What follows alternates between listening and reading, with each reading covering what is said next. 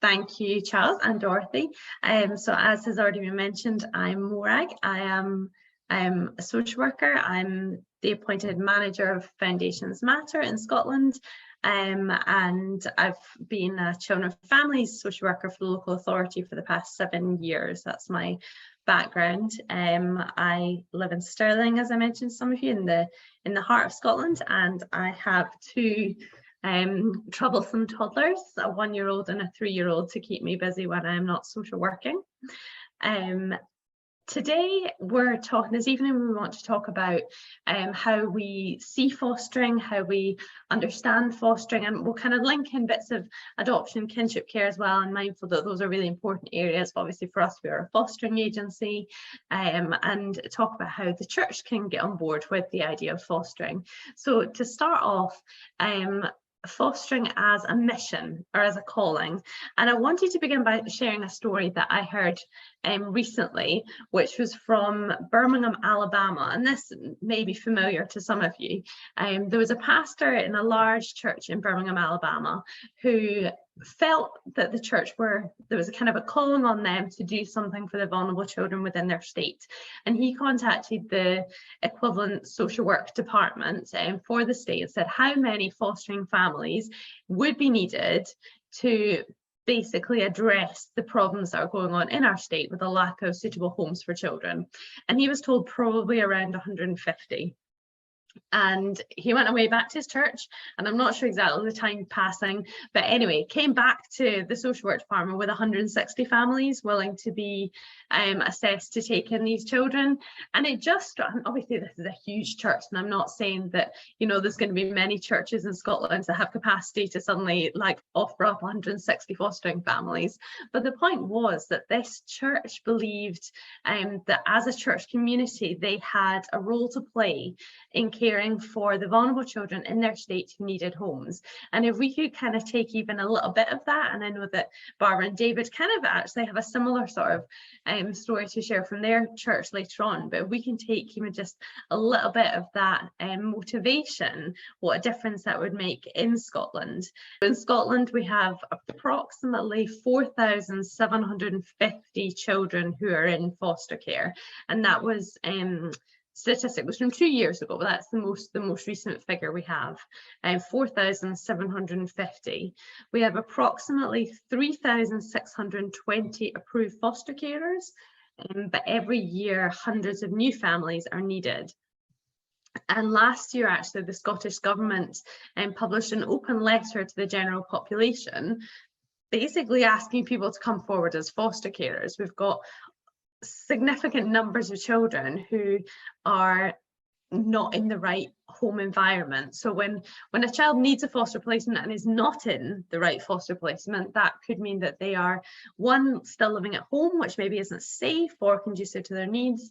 Maybe they're living with extended family. Again, that's not a suitable long-term option for them. It's not meeting where they are. They might be living in residential care, which is kind of old school children's home, as it was called, because there's just not a family home for them, or they might be living in an incorrectly matched home with foster carers who were maybe only supposed to be short term, but this child needs a long-term home. And ultimately it's meaning that children are left in limbo or not having their needs properly met because there's an insufficient pool of foster placements to be able to match children to the right home and match the carers with the child's needs. And so that's kind of where the picture, that's why we need all these foster carers. So if we think about the mission then, the mission is not just for the individual foster carer, but it's for the whole church family. And so if a church can understand the mission, then they can go on to understand fostering and more about the lived experience of foster carers. And this means that we can pray more intelligently and offer the correct practical support. And I want us to think, what's the usual support for an overseas missionary, for example?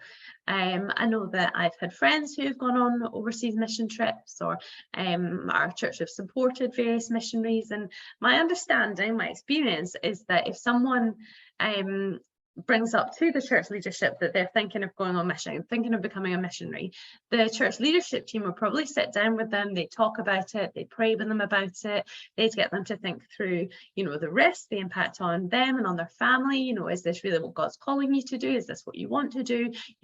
What's your real motivation for it? What are the benefits of it? And then they would be praying for that individual, and they would be getting the whole church family to pray for that individual, and they'd be sending regular updates to the church family, key prayer points, this is what's going on, this is what we need support with, and that's how they would operate for the duration of their time as a missionary. And so actually, is fostering seen as a mission? Is fostering given the same kind of role, the same, missionaries are seen as quite up there. I'm completely losing track of the word I wanted to say. The way that we kind of view missionaries as being this really great role that they're taking on, and how can we all get behind that? How can we support them? So our foster care is seen as being on mission.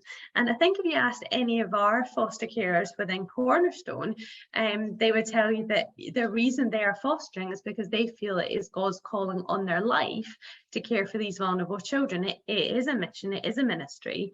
And so if we are able to get on board with that, then suddenly the ministry is something that has been done by the whole church family and not just by the individual. And likewise with adoption, is a child being adopted by an individual family, or are they being adopted into the church? And this distinction is huge.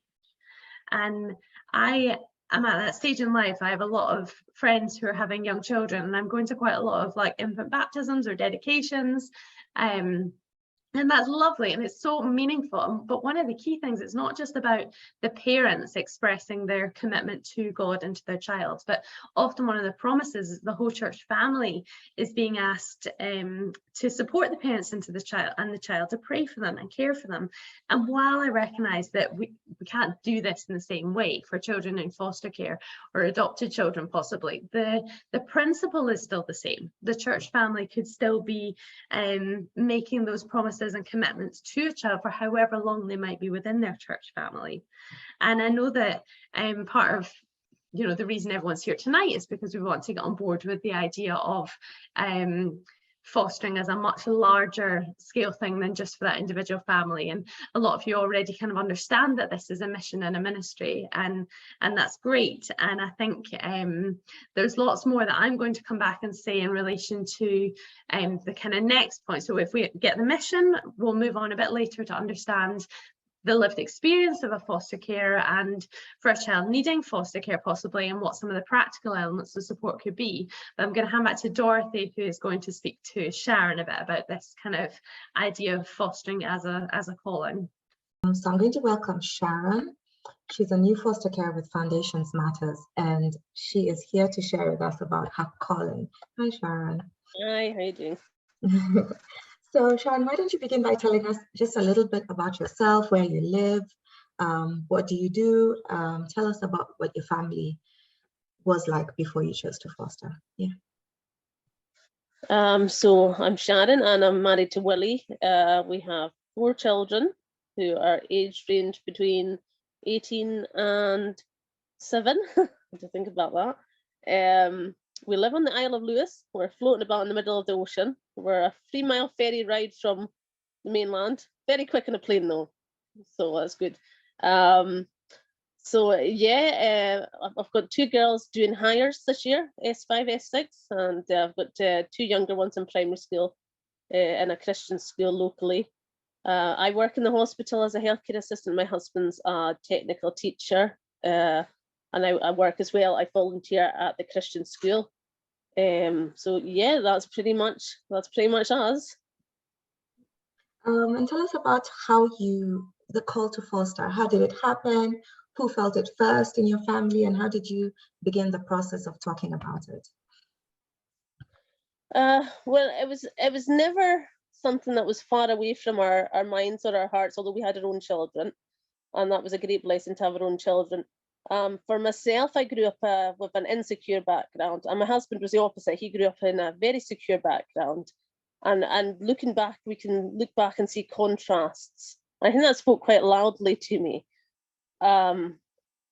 So I think probably I felt it before my husband did. I felt like, well, if what I've been through is a blessing, if I can come alongside and relate to a child who's also in difficulty on any level, then any tears, any pain is worth it. It's worth it. And my husband, he was brought up a minister's son, one of 9, and had a really great childhood. His father passed away a couple of years ago, but he was a wonderful role model, and we still think about the way he did things because he was a great role model. So I was always thinking and praying about it, but I was having babies, I was married and I was having babies, but I'm still thinking about it, and we spoke about it a few times throughout the years, myself and my husband. And then when our 3rd child was a toddler, we went to the local authority and we said that we had an interest, and we had a little boy holding my hand, and the social worker said, "Oh, why, what's wrong with this one?" To which we thought, but anyway, we didn't feel it.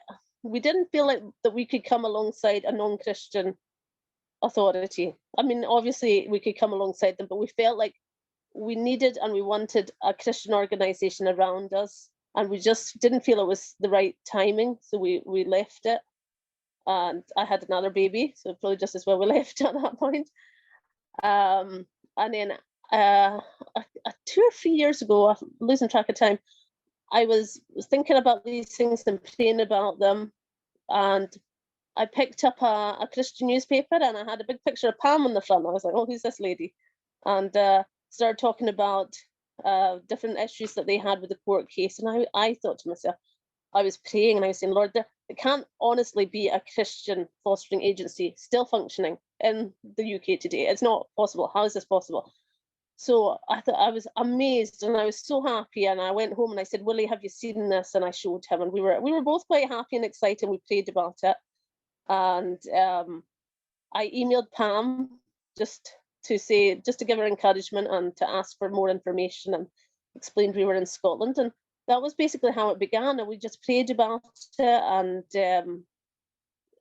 there wasn't too much going back and forward. Willie's always felt very strongly that he's a deacon in the church, and that it's our role to look after the vulnerable. So there wasn't any dispute about it.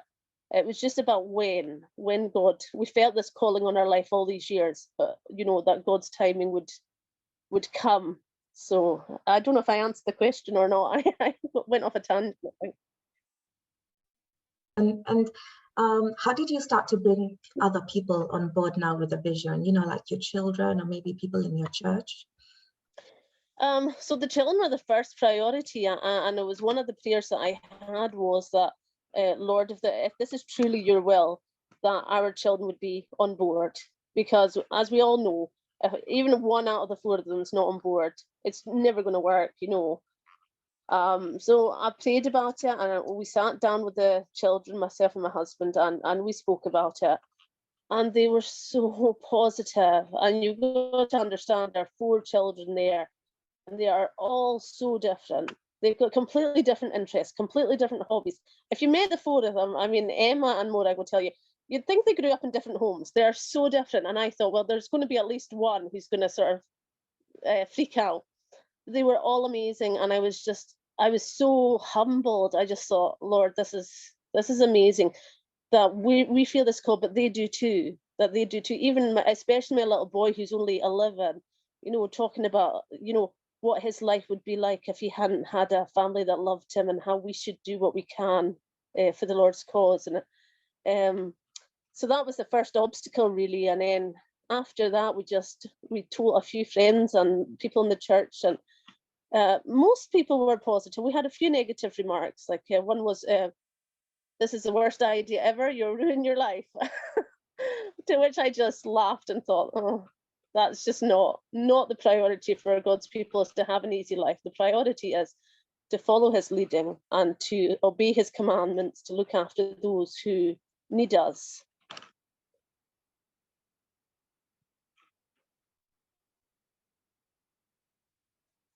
people are called to foster, and sometimes I think as soon as a Christian mentions the word calling, everyone thinks Moses and the burning bush.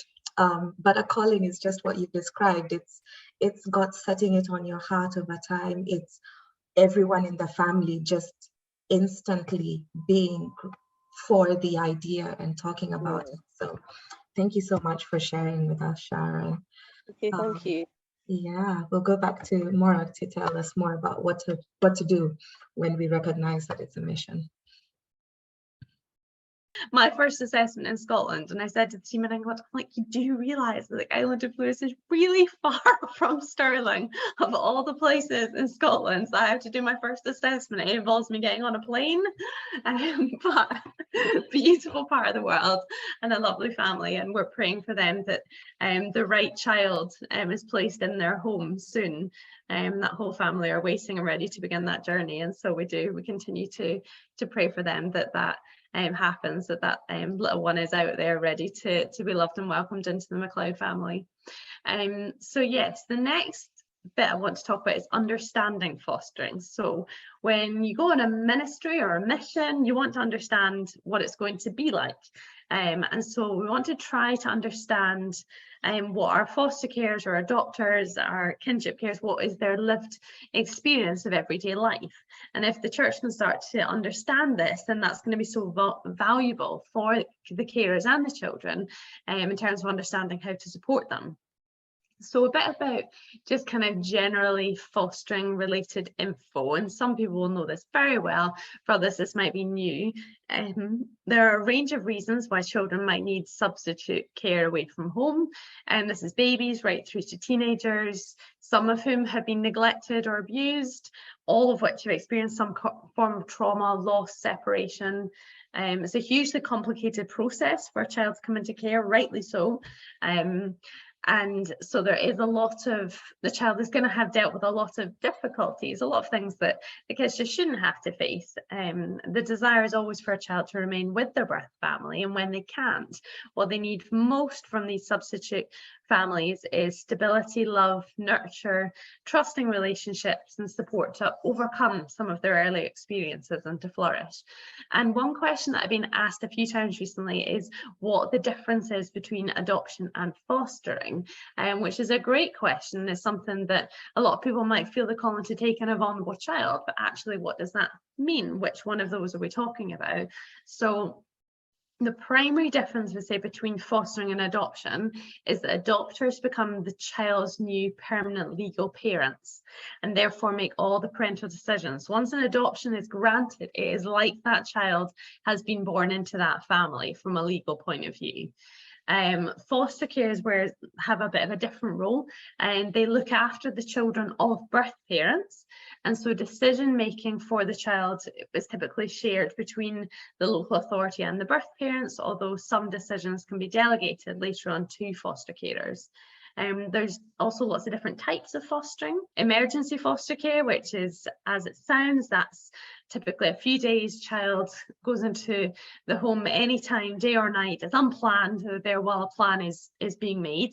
There's then interim or short-term fostering, and that is typically up to 2 years. And I say typically because children can end up being there longer. The purpose of that placement is all about assessment. So assessing the child's current and long-term needs, maybe assessing the birth parent's capacity, could the child return home, looking at future planning. And the outcome of that period would be either that the child would return home to their birth parents, they might go to an extended family member, or it might be that it's decided that they need longer term substitute care away from home in the form of a permanent foster placement or adoption. And that's then, so long-term and permanent placements would be until a child leaves care, which is approximately 18, but with support into adulthood. And that really is that's the child coming into the family, remaining part of that family, being claimed by them, even if it's not the same kind of legal situation as adoption. And the last one there on the list, short break, or it's sometimes called respite foster care, is intermittent care of a child. So that's maybe one weekend in a month to support the permanent foster carer. if the main full-time foster care, maybe the child has some particularly complex needs, and the main foster care needs a bit of kind of breathing space, and so they work alongside another short break care in order to care for that child. So lots of different types. What does a foster carer do? It's not just being a substitute parent, it is a lot more than that. So yes, they meet all the day-to-day care needs of the child. They're also helping support healing from trauma. They're helping the child to catch up educationally, perhaps. They're the main advocate. They might be assessing a child's long-term needs. They might be assessing sibling relationships. Supporting or facilitating visits with family, attending meetings, keeping records, you know, the list is huge. And I guess the key thing I want to emphasize from that is that this is a job. Like, fostering is a job. It is not the same as being a birth parent. And I think the best way that we're going to understand what is like for a particular foster care, because every child is different, every foster home is different, is about talking to that foster carer about what it is like to care for these children on a day-to-day basis. We need to be listening to our foster carers. They're the people who understand the children the best. They know what their triggers are, and when there might be something that they need to deal with. And if we sit down with our foster carers and we listen to them and listen to what those issues are, then we're going to be better able to support them. And one example I shared, and I have taken some of these examples from my colleague Simon, who delivered this training for Cornerstone a few months ago, so I need to credit him. He did a lot of the groundwork research in terms of speaking to our foster families in Cornerstone, so I don't want to take all the credit for this. But one example he shared was of a teenage girl in church, a girl living with foster carers who wanting to help in the kitchen of the church, and the church leaders are being very supportive of this. They're saying, yes, absolutely, get her involved, we need to trust her, this is great. And the foster carers saying, no, we can't be doing this. She's not helping in the kitchen. It's not happening.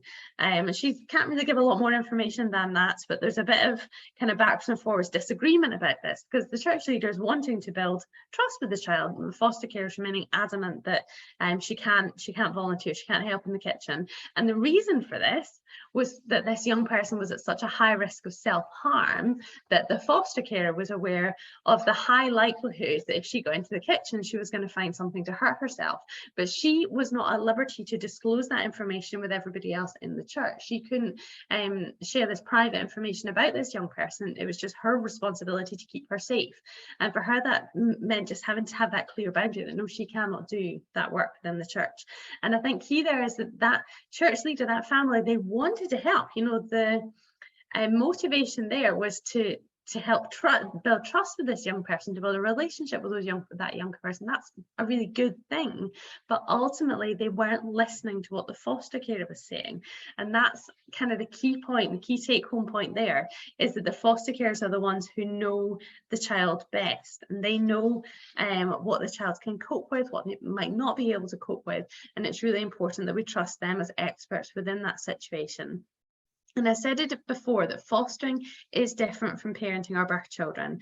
And so it means that comparisons to our own birth children is not always very helpful, because needs are different, experiences have been different. Just thinking about how our brains are shaped, but how a child's brain can be kind of theoretically rewired in order to heal and recover from those past experiences. And that's what's so amazing about becoming a foster carer, is that opportunity to have that key role in rewiring a child's brain. So thinking just a bit about how trauma behaviour is perceived in church, I guess the impact of trauma at any stage, including in utero, can be visible in behaviours of children and adults. And so it can require an approach which is not what we might use with a child who hasn't experienced trauma. And I've kind of put together a few examples that I have of how trauma has impacted on brain development and behaviours, and how we might see that in church, and how we could respond to that in church. And so the first one, for example, would be a baby who is born addicted to substances, who might have what's termed neonatal abstinence syndrome. And I've been working with a wee one with that quite recently, and so it's fresh in my mind. And for babies in that situation, a lot of the time they're incredibly hard to settle. They don't sleep well. They might struggle with feeding. You know, they can be on medication for a number of months in terms of withdrawing from substances. Their screams often are incredibly high pitched and can come from nowhere and just really indicate the level of pain that they're in all of a sudden. And a baby in that situation does require a different parental care response than a baby who hasn't experienced that in utero. And you know, I'm working with foster carers at the moment who pretty much have to hold this 4-month-old 24 hours a day. And you might expect that with, you know, a newborn, you know, in that kind of initial time. But as they're getting to 4 months, so the vast majority of babies you would expect to be able to put down for periods of time, you know, even if, I mean, my wee one was not a good sleeper, but even being able to put them in the buggy and walk them, or put them in the car and to help settle them, you know, be able to put them down a cot. And this wee one needs held all the time. And so I think for those carers, for example, getting advice from other parents the way you typically do with a new parent, about how to help this baby who's not sleeping or who needs held all the time is not necessarily going to be that helpful, because actually that baby requires that. He needs to be held that amount of time. He needs that contact to deal with the fact that he's withdrawing from drugs. And that's the reality of the situation, is that he needs something different from a baby who didn't experience that trauma in utero. Another example might be a child who's very overfamiliar, and you know, it's natural, you know, we love it when a kid in church is really friendly, wants to come up and say hi, and you know, wants to give you cuddles, wants to sit on your knee. You know, there's something really nice about that as adults in that environment. But what if you've got a child, let's say we've got a 7-year-old who the minute she comes into church is all over anyone, and it doesn't matter that she's never met them before. You know, this is her first time in church, and we're thinking, oh, that's so sweet, she's so friendly, you know, she just wants a cuddle. Or maybe we're thinking, oh, we know that this is a child who's living with foster care, she's probably experienced some difficulties, you know, we need to be really friendly towards her, we need to be really caring, really loving, try really hard, which is great motivation. But that foster care is desperately trying to help this 7-year-old understand boundaries, understand stranger awareness, understand that it is not safe for her to put herself out like that to everyone she meets when she does not know them. And so actually, as a church, you know, we're maybe not being that helpful towards that child or towards those carers if we are responding in that way towards them. And you're not saying like all children will be like that at all. This is just kind of a few examples, but it's just to make us think about the fact that behaviours might not be how they first look. And it might be that little girl who's hugely overfamiliar was neglected at home. You know, she had no idea when someone was meeting her needs. She did not know if she was going to get responded to. She's desperately seeking that attention from whoever. She's got a parent who's chaotic, who's not responded to her. And that's the strategy she has developed to have her needs met. And within her home with her foster carers, she needs to learn that that's not the safest way, and that her foster carers will consistently respond to her needs without her needing to be like that. And let's teach her to be safer and to other people as she gets older. Another example would just be about overstimulation, and you know, foster care who takes a child to church and the child has a complete meltdown at church, you know, might be screaming, shouting, lashing out, possibly even hitting the foster care, hitting other people.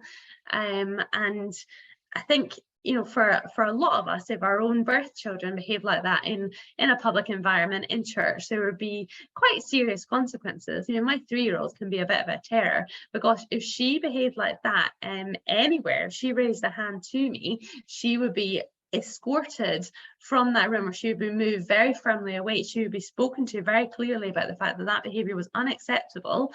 And I guess other people would see me doing that. So what if a foster carer, instead of, I suppose, obviously disciplining a child in relation to that behavior is seen to just be ignoring it. Are they ignoring it? You know, what if that foster carer just cuddles the child, just like holds them and is saying, you know, it's okay, this is all right, you're safe, I've got you here, and does not really seem to be addressing the fact that he just walloped her. And for us in a church, we might be looking at that thinking, oh, that's probably not a good idea, you know, this child's going to learn that that's the behavior that's expected. But actually that foster care in that situation understood that the reason the child was behaving like that was not because the child wasn't getting their own way or was being naughty, which probably would have been the case if that was my 3-year-old behaving like that, but actually is behaving like that because they were completely overwhelmed. They were in an environment that they never been in before. There's lots of sensory experiences. I mean, church can be full of sensory stuff with lights and music and all sorts of different people you don't know, and that child had this fight response in him when he was feeling scared and overwhelmed, and that's why he behaved like that. And the best way for that foster care to support him excuse me, the best way for the foster care to support him was just to hold him and to emotionally regulate him and help him to calm. And so I think it's thinking about, you know, the fact that church is overstimulating, and how we deal with behavior that might seem as naughty might just need to be different, or how we tolerate things. Maybe a child, the only way they're going to be able to sit through church is if they're wearing headphones or they're looking at a tablet, because it's just too overwhelming for them to have everything else going on. And I think it's just about thinking that a child's needs might be a bit different. The foster care might be behaving differently, and any kind of judgment needs to be thrown out the door at church, and that should be the case in church generally with everything, but especially in relation to our carers who are trying their absolute best in really difficult circumstances, and who have developed strategies and learnt ways of supporting a child who has experienced this trauma, and as a result of the trauma, that behaviour is different. And I kind of touched on that children shouldn't be labelled as naughty. That yes, the behaviour might not be good or acceptable, but we have to try and understand and treat the reason for the behaviour, as well as teaching the child better responses. And I say that the issue of trauma is very real, and that trauma exists for the child. It also exists for the foster carers, and there's such a thing as compassion fatigue, and our foster carers and social workers, you know, we hear a lot about that just when you're surrounded constantly by other people's trauma, that can be really draining. It can have a really negative impact on your own emotional well-being, and I guess being able to kind of understand that that is an enormous emotional task for our foster carers, as well as all the practical tasks that we're asking them to do. So following on from that, then here we're getting to the key bits. How can the church welcome and support carers? So first thing, I would say that if there's any Christian who wants to foster children, then they should come to us.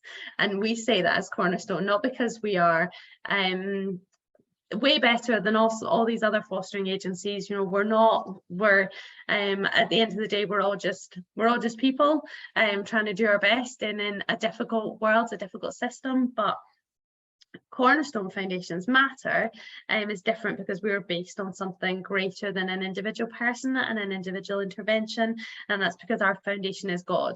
And so prayer is the biggest thing for us as an organisation, because when all is said and done, when everything you just feels like you can't do any more, God knows and God understands, and we can pray to God. And so if we see foster care as a ministry, we understand where the foster care is coming from and what they might be dealing with, then we can intelligently pray for them. And that's the first biggest thing that you can do for foster carers within your church, is that you can pray for them. And that'll be so valuable. And we've already touched on that. We listen to them, understand their experiences, and then we're able to intelligently pray. It's, you know, specific things that we can pray for, and the practical support that will come from that will be really valuable. I was reminded, Pam said this recently, that suggestions are not always what is needed. And Job in the Bible, his comforters were great when they just sat with him. The problem started when they all started talking, and I kind of love that explanation, and the fact that actually sometimes we just need to be there with our carers. We just need to be able to listen to them. We're not going to know all the answers. Sometimes there just aren't answers, but it's huge for a carer just to feel like they're being heard and it's their pain and their difficulties being acknowledged. Foster carers can't tell you everything. You know, confidentiality stops them doing that. A child has a right to their privacy, has a right for everyone to not know their history and their difficulties and what they're dealing with. And that can make it really hard for foster carers because they can't share really exactly what's going on or exactly why it's going on. And so that's where, you know, wisdom would say that just being with and loving someone is the most important. But how can you practically, and there are a few practical ways that you can support carers, maybe cooking meals. And I know that a lot of churches have systems set up whenever someone has a new baby, that churches are kind of providing meals for them for the first 2 weeks of becoming parents, just so that that's one less thing that they don't have to think about. And actually that would be a really great way of supporting our carers when a child arrives into their home for the first time. You know, how can, you know, everyone is able to cook an extra portion of lasagna and drop it off. That's not a huge task, but that can make a real difference to a family as they struggle to adjust to this change in life. Another big thing for me would be about supporting birth children, and like Sharon and her family are a great example of that. Sharon's spoken about the fact that they've got 4 birth children of their own, and they've been part of this assessment process. You know, we've spoken to them, they're really on board with it, but actually things will be hard. It will be difficult for them when a child arrives, because it's just going to be a complete change. It's a change in family dynamics, it's a change in routine, and the church is a really valuable place for being able to support those children, because while an individual in the church might not be able to straight away take the foster child out with them, they might be able to do something special with the birth child who's maybe finding that their parents aren't able to give them the same attention that they were used to getting. You know, is there someone within the church who has a great relationship with this child and says, you know what, I'm going to take them out for a treat, I'm just going to spend a bit of time with them, I'm going to ask them, you know, how they're feeling about things, how they're getting on, you know, make them feel kind of special as well in this time. For foster carers, having someone they can rely on in kind of crises or situations that what can help with their birth children would be really helpful. You know, I'm able to pick up the phone and say, oh, we're having a bit of a difficulty, you know, I'm having to help wee Jane, who's the child that I've got living with me, you know, she's really struggling. I really need to just focus on spending some time with her and dealing with this situation.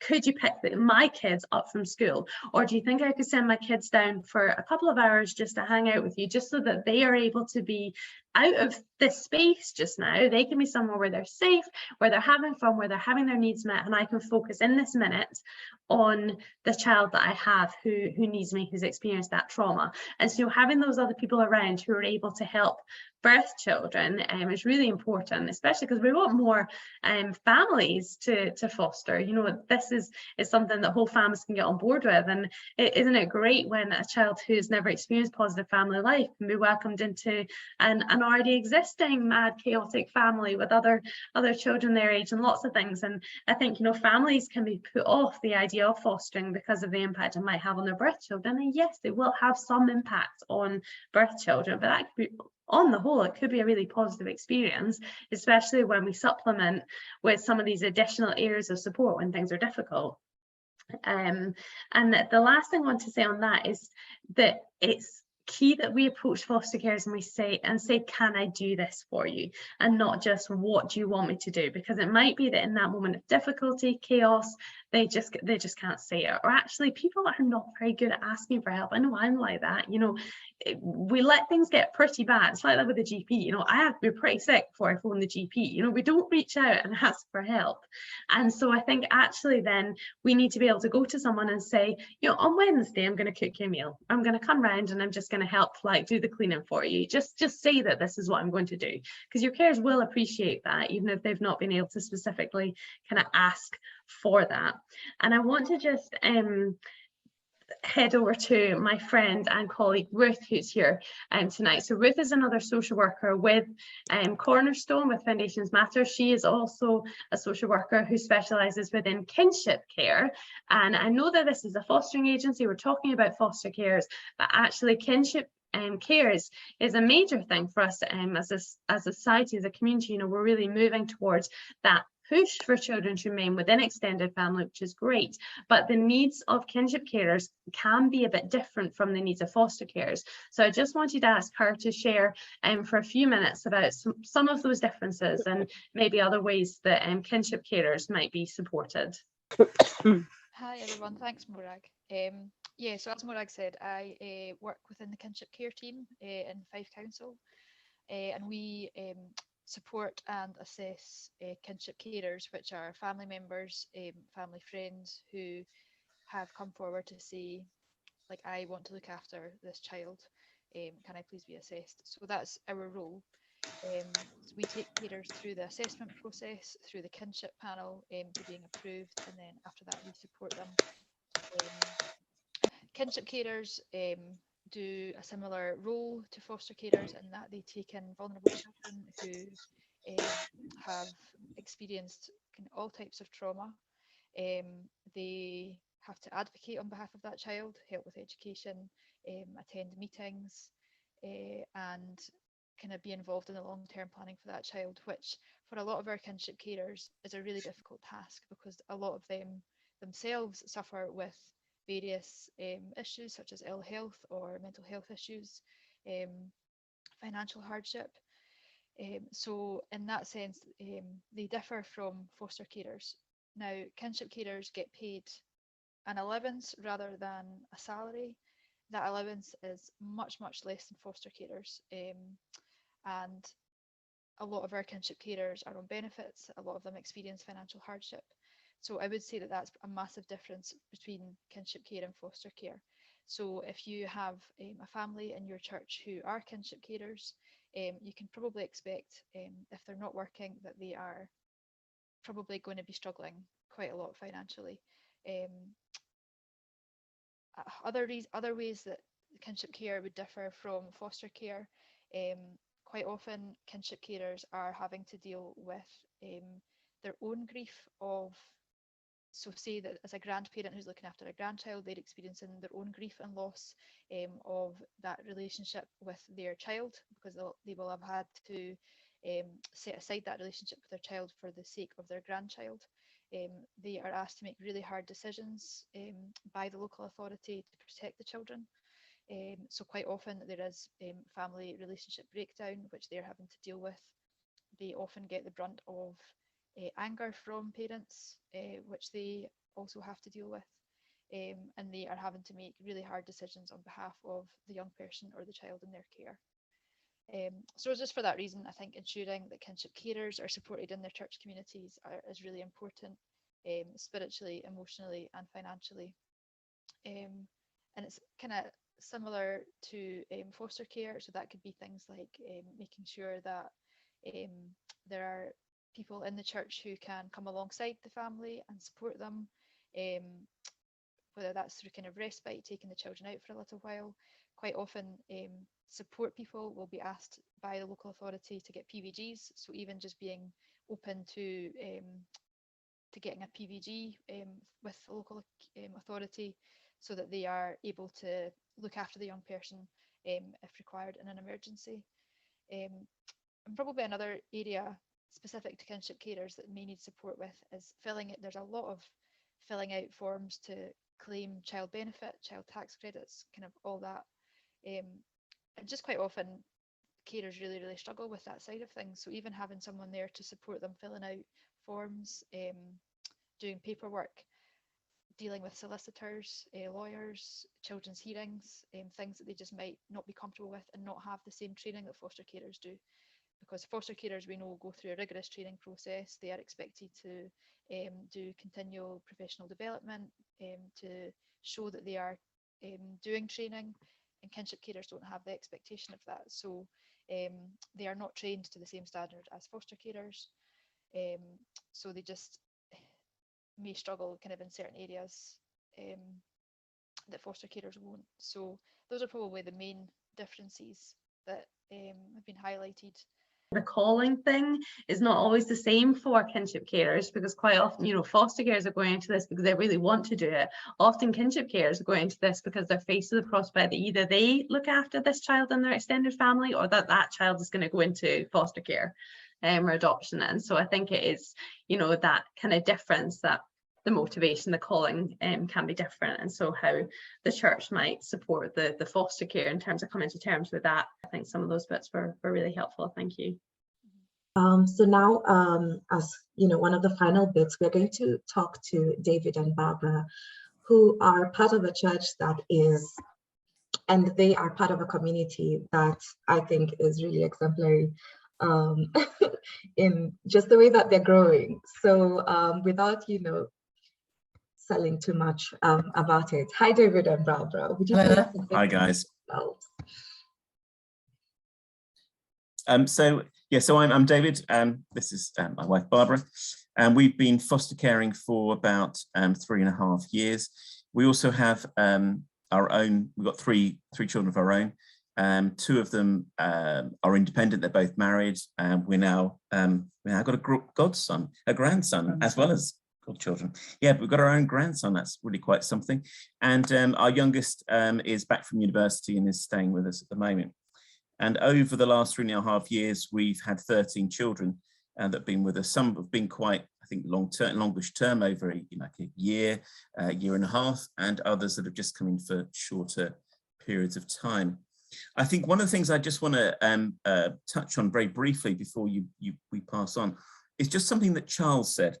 So Charles, when he opened up, and he opened up this evening beautifully, and he said that he'd noted how the local authorities are struggling to recruit, whilst the churches he's seeing growth and people coming forward from the churches. And that is something that we've noticed as well, because we live in Aylesbury. We're part of the Vineyard here in Aylesbury, and we foster with Bucks. And they're struggling as well to recruit. And yet in church, we don't seem to have a problem. We're probably statistically significant in terms of the number of people that are actually going through the training program, have been recently approved. And as a church, it has a major impact on the local authority and the people who work there as well. So it's for me, it really shows the heart of God. This is really, God is, I'm convinced of it, opening up doors for us, and it's really encouraging the church and us as individuals to really to explore this, and maybe it's for you and maybe it's not, but maybe you can have that role that Morag has been talking about, saying, could you just pop in sometime and clean someone's house for them? Could you just pick up some shopping for them? It's those things that we all need. So brilliant. That's a little bit about us and about some of our passion. Back over to you, Dorothy. Yeah, tell us more about the church. I mean, paint us a picture of this community of foster carers and adopters that are in your church. You know, sort of like give us the numbers and tell us a bit about the history and how this community is just growing within your church. So we're part of the Aylesbury Vineyard Church. Our family have been going there for over 20 years now. And that's it's a wonderful church, actually. It's grown over the time we've been there. We think there's about 400 plus adults that are part of the church now. We have 2 services on a Sunday morning, and lots of families, a very diverse population, a congregation, if you like, it's a very inclusive church. The thing I love most about it is it's socially a very active church. We have our storehouse project, which runs the food bank and other related projects, which just really does an incredible amount of service in the community and in the town. For example, throughout COVID, the numbers of meals being cooked and distributed and what have you was just phenomenal. So we love being part of that, really seeing God's love being put into action in the local community. We think at the moment there are 5 families within that are fostering, 2 families that are adopting or have adopted or in the process, and then also 1 kinship caring family as well. So that's about 8 families. There's been others that have come and gone and moved on, moved out of the area, but that we think that's how many is there at the moment. Now, about 4 or 5 years ago, there were a group of people within the church who were either working in this area, who were social workers working in that in this area, plus the people who are the children's workers, lead the children's work within the church, that really wanted to try and develop the church into a sort of foster aware and foster adoption friendly community. So they started a group which is known as the Smile Group. They're still leading the group. A couple of those people have moved on, but others have replaced them as part of the leadership.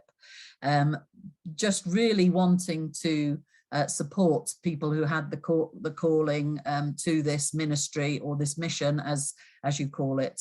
The leadership were on board with that, as they would have to be, and really just to embrace that whole notion of, I guess it's like taking a village to raise a child, so that church community would really be there, not only for the children and young people, but for the fosters and adopters.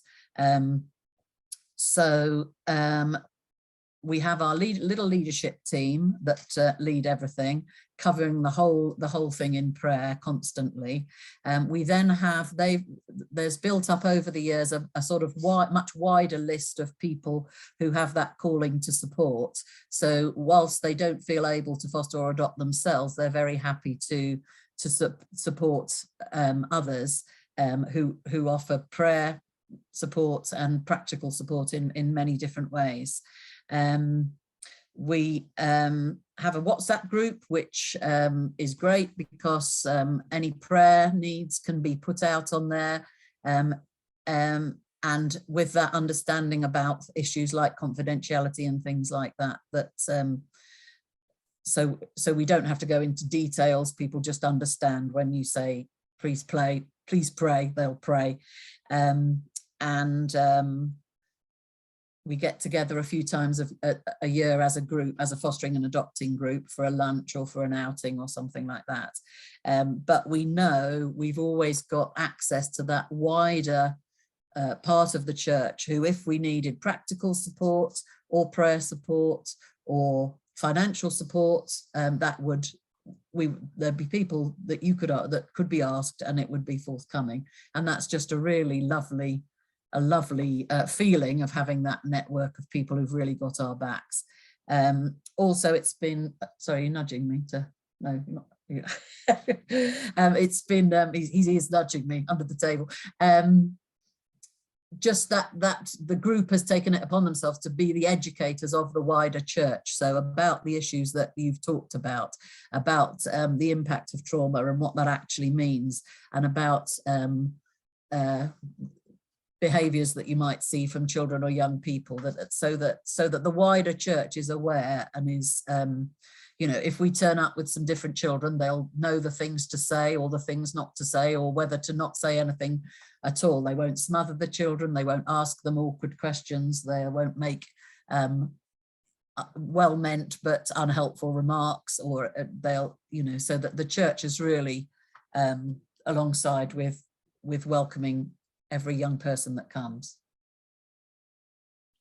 I mean, I love everything about that, just the fact that you have sort of like a buffer, that you've talked about financial, you've talked about spiritual support, you've talked about people who are going out and raising awareness. So, you as the foster carers don't have to be the ones who are advocating, educating the church, raising awareness, and letting people know how important this is. And I think the most wonderful thing for me is when you said that the leadership had to come on board. Like, it was obvious. And I think for all of us here, that's the hope, that caring for carers, caring and supporting each other is not some newfound magical thing, but it is because that it is woven within the very fabric of what it means to be Christian, to bear one another's burdens, to love your neighbor as you love yourself, to take care of each other. So to see it expressed in this way in this church and actually have an intentional community